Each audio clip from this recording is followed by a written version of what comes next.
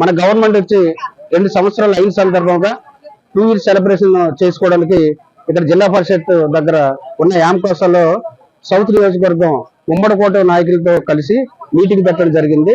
ఈ మీటింగ్ సారాంశం ఏంటంటే 2 సంవత్సరాల్లో చంద్రబాబు నాయుడు గారి గవర్నమెంట్ అంటే ఎన్డీఏ గవర్నమెంట్ వచ్చాక 2 సంవత్సరాల్లో మనం చేసిన అభివృద్ధి ఏంటి, సంక్షేమం ఏంటి, మౌలిక సదుపాయాలు ఏంటి, అంతకుముందు వాళ్ళు 5 సంవత్సరాలు ఉండేటప్పుడు ఏ సంక్షేమ కార్యక్రమాలు అయితే విస్మరించారో, ఏ అభివృద్ధిని అయితే విస్మరించారో, ఏ మౌలిక సదుపాయాలు లేకుండా చేశారో అవన్నీ మన గవర్నమెంట్ వచ్చిన వెంటనే ప్రతిదీ కూడా తూచా తప్పకుండా ప్రతిదీ చేయగలుగుతున్నాం.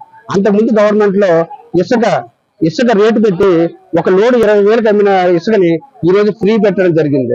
అంతకుముందు తల్లికి వందనం కార్యక్రమంలో ఒక ఇంటికి ఒక బిడ్డ అని పెట్టిన సందర్భంలో మనం ఈ రోజుని తల్లికి వందనం అనే కార్యక్రమం పెట్టి ఇంట్లో ఎంతమంది పిల్లలకు ఉంటే అంతమందికి మనం పిల్లలకి ఆ తల్లికి వందనం అమౌంట్ వేయడం జరుగుతుంది. అలాగే అంతకుముందు అన్నా క్యాంటీన్లు మనం 2014-19 అన్నా క్యాంటీన్లు పెడితే ఆ అన్నా క్యాంటీన్లు తీశారు. ఆ టైంలో మన నాయకులందరూ కూడా మేమందరం కూడా ఒకటే చెప్పాం, మీరు అన్నా క్యాంటీన్లో పేదవాళ్ళకి పెట్టే అన్న ఏదైతే ఉందో, భోజనం ఏదైతే ఉందో ఆ పథకం అయితే తీకండి. మీరు కావాలంటే చంద్రబాబు ఎన్టీఆర్ మీద మీకు అభిమానం లేకపోతే గౌరవం లేకపోతే ఎన్టీఆర్ పేరు తీసి మీ బాబు పేరు లేదా మీ తాత పేరు పెట్టుకోండి అని కూడా ఆ రోజు చెప్పడం జరిగింది. అయినా సరే అన్నా క్యాంటీన్ తీస్తారు. మళ్ళీ మనం వచ్చినట్టే అన్నా క్యాంటీన్ పునరుద్ధరణ చేసి 5 రూపాయలకి 3 పూటలకు ఉదయం మధ్యాహ్నం రాత్రి 15 రూపాయలకు ఒక మనిషి తినే విధంగా మన గవర్నమెంట్ చేయడం జరిగింది. అలాగే అమరావతిని 2014-19 అమరావతిని దిగ్విజయంగా పనులు పూర్తి చేసుకుని ఇంటికెళ్తున్న సందర్భంలో ఆ గవర్నమెంట్ ఏదైతే ఉందో, గొడ్ల పార్టీ గవర్నమెంట్ ఏదైతే వచ్చిందో, జగన్మోహన్ రెడ్డి ఎప్పుడైతే సీఎం గా అయ్యాడో రాజధానిని 3 రాజధానుల ముక్కలతో 3 ముక్కలాట ఆడి రాజధాని పూర్తి సర్వనాశనం చేసి రైతులందరూ కూడా రకరకాలుగా హింసించి వాళ్ళ మీద కేసులు పెట్టి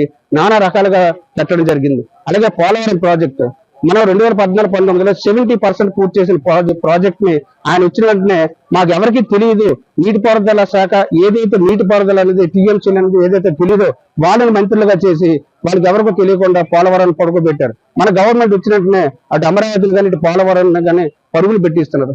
అలాగే మేము చేసిన ప్రతి సంక్షేమ కార్యక్రమం కానీ అభివృద్ధి కానీ, అలాగే గత 2019-24 గవర్నమెంట్ లో మేము డిఎస్సి పెడతామని చెప్పి డిఎస్ నోటిఫికేషన్ ఇవ్వకపోతే వర్కింగ్ ప్రెసిడెంట్ జాతీయ వర్కింగ్ ప్రెసిడెంట్ లోకేష్ గారు ఉన్నారు, ఐటీ శాఖ మంత్రి లోకేష్ గారు ఉన్నారు, వచ్చిన వెంటనే 16,000 ఉద్యోగాలు పెట్టి డిఎస్సి తీయడం జరిగింది.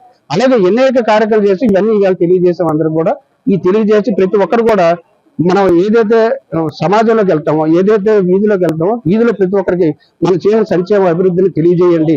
వాడు చేసిన దుర్మార్గాలు కానీ ఫేక్ ప్రచారాన్ని తిప్పుకోవడం కానీ ఈ సందర్భంగా మీ స్టేజ్ సందర్భంగా తెలియజేయడం జరిగింది. ప్రతి ఒక్కరు కూడా ఈ దీనిలో పాల్గొని కార్యకర్తలు, యూనిట్ ఇన్ఛార్జీలు, కో యూనిట్ ఇన్ఛార్జీలు, క్లస్టర్, అలాగే బూత్ కన్వీనర్స్, కో కన్వీనర్స్ అందరూ కూడా మా సీనియర్లు అందరూ మహిళలందరూ చాలా మంది వచ్చారు. 100 మంది వరకు ఈ కార్యక్రమం వచ్చి ఈ కార్యక్రమం దిగ్విజయం చేశారండి. ఈ సభాముఖంగా వాళ్ళందరూ కూడా 38 వార్డు నుండి వచ్చిన ప్రతి ఒక్కరు కూడా ధన్యవాదాలు తెలియజేసుకుంటారు.